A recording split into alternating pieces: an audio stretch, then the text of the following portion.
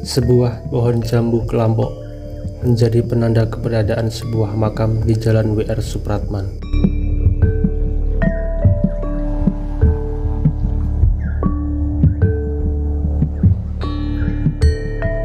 Batangnya tampak condong dan mengering termakan usia. Sama tuanya dengan gudetan cerita sosok ulama yang konon dimakamkan di bawahnya.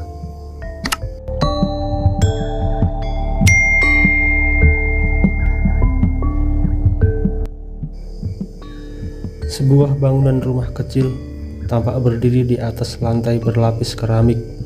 Di antara 4 pilarnya terdapat makam berwarna coklat.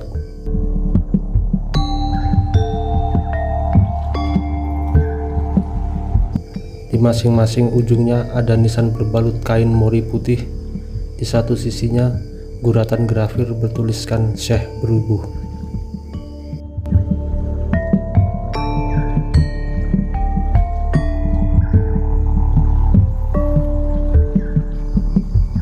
Meski tak banyak yang tahu, ulama asal Persia ini diyakini sebagai pendakwah Islam pertama di wilayah selatan Pulau Jawa.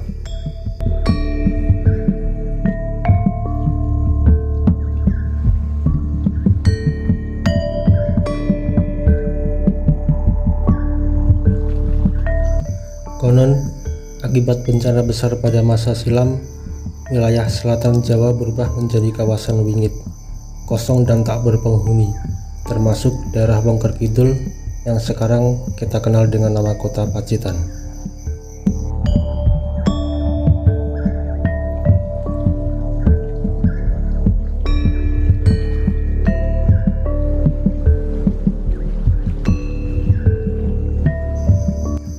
Rupanya kabar itu terdengar sampai ke telinga para ulama ahli yang berada di tanah Persia.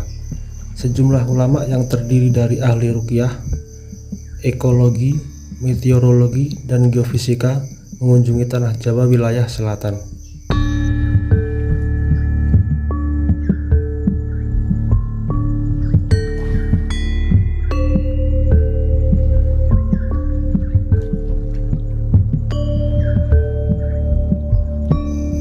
Konon, kedatangan rombongan Syekh Berubuh di Pacitan sudah berlangsung 200 tahun sebelum Syekh Subakir.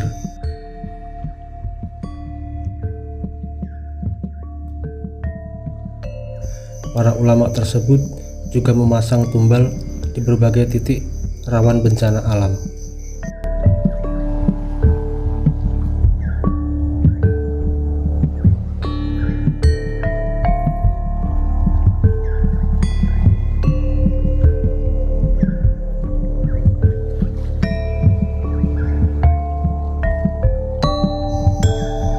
Di setiap tempat tertentu yang dianggap wingit oleh Syekh Berubuh menanam tumbal, yakni upaya pembersihan melalui jalur rohani, menyucikan suatu tempat dengan cara menanam tanah dari tanah suci.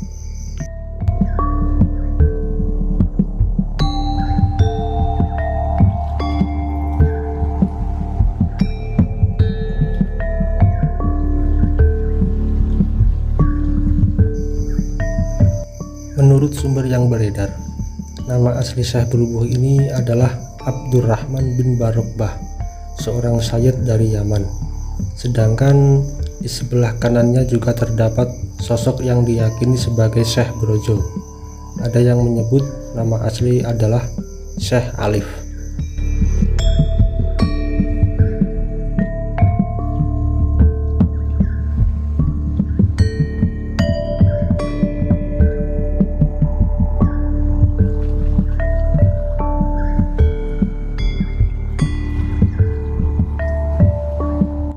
Keberadaan makam Syekh Berubuh ini menjadi magnet tersendiri, bahkan masih ada kaitannya dengan kisah keberhasilan dakwah Islam oleh para tokoh di Pacitan.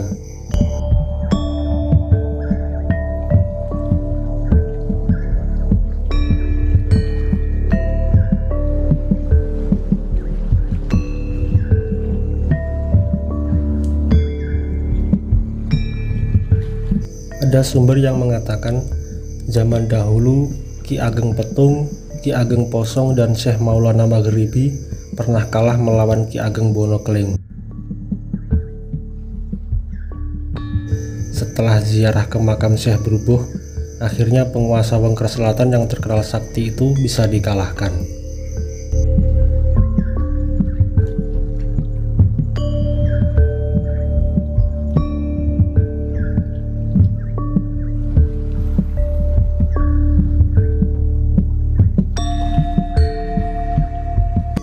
Belakangan, makam Syekh Brubuh kerap dijadikan rujukan para peziarah baik lokal Pacitan maupun Karesidenan Madiun, bahkan dari Jawa Tengah.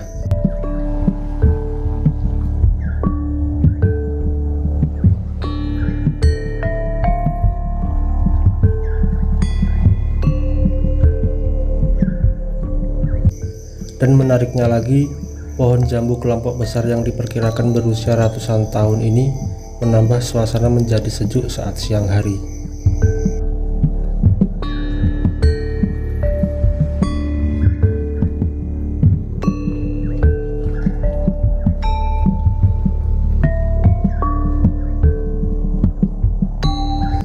Dulu tempat ini kerap dibuat nyadran, namun selama 3 tahun terakhir banyak peziarah dari kalangan pesantren yang menggelar rutinitas keagamaan dan bersolawat.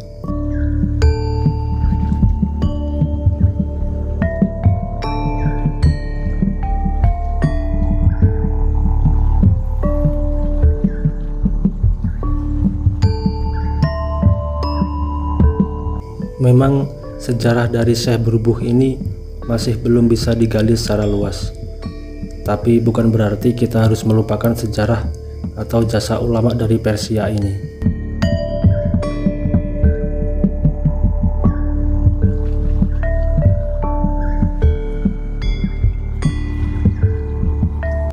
Bagaimanapun, beliau punya andil besar dalam menyebarkan agama Islam di tanah Jawa. Sudah sepantasnya kita sebagai generasi yang hidup di era modern ini memberikan penghormatan dengan cara tetap menjaga situs religi ini agar tetap lestari.